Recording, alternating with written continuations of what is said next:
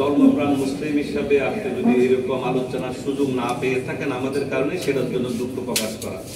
আমি আপনাদের কাছে বাংলাদেশ পুলিশের এরকম কোনো কার্যক্রমের ক্ষেত্রে আপনি যদি বাধাগ্রস্ত হয়ে থাকেন, আপনার যদি সেরকম মুক্ত কোনো আলোচনায় আপনি অংশগ্রহণ করতে পারেন নাই, এরকম এখানে আছে, সেটার জন্য আমি পুলিশ সুপার হিসেবে আমরা আপনাদের কাছে দুঃখ প্রকাশ করতে আপনার এই অনুষ্ঠানে হাজির হয়েছি। তো পরীক্ষা নিয়ন্ত্রক, বাংলাদেশ মাদ্রাসা শিক্ষা বোর্ড, মঞ্চ প্রবিষ্ট অন্যান্য অতিথিবৃন্দ, সাংবাদিক বৃন্দ আছেন, সংবাদ সংস্থা, আমার মঞ্চের সামনে প্রবিষ্ট আমার সম্মানিত মুরব্বী, সম্মানিত আমার সিনিয়র সিটিজেন, সম্মানিত অন্যান্য অতিথিবৃন্দ, আসসালামু আলাইকুম।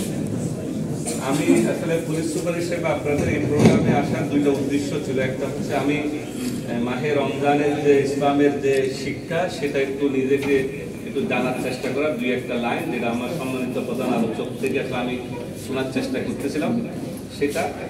আর দ্বিতীয় হচ্ছে মূলত আমি এজ এ পুলিশ সুপার হিসাবে আপনার গত 15-16 বছর আপনি ধর্মপ্রাণ মুসলিম হিসাবে আপনি যদি এরকম আলোচনার সুযোগ না পেয়ে থাকেন আমাদের কারণে, সেটার জন্য দুঃখ প্রকাশ করা।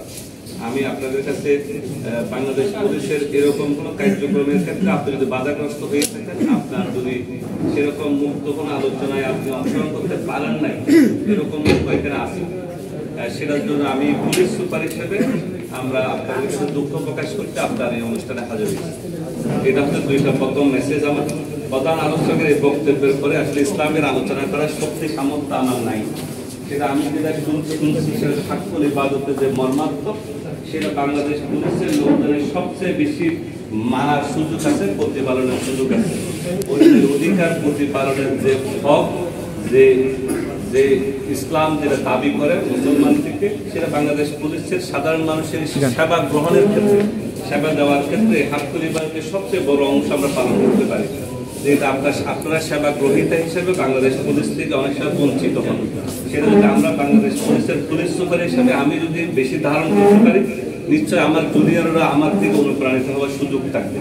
আমি আপনাদেরকে কথা দিতে চাই, ইফতারের আগ মুহূর্তে আমি আর অপেক্ষা একটা দোয়া অপেক্ষা করে আমি ইফতারের আগের মুহূর্তে আপনাদেরকে আমি এজ এ পুলিশ সুপার হিসেবে আপনারা আমাদের জন্য দোয়া করবেন, আমাদের পাশে থাকবেন, যেন আমরা আপনাদের হাক্কুল ইবাদতের যে মর্মাত্মক যে স্পিরিটটা, সেটা জেলা পুলিশ নাটোর আপনাদের সাথে কাজ করার সময় সেটা হক আদায় করতে পারে, সেটার হক যেন পূর্ণতা পায়, সেটা আপনারা আমাদের জন্য দোয়া করবেন।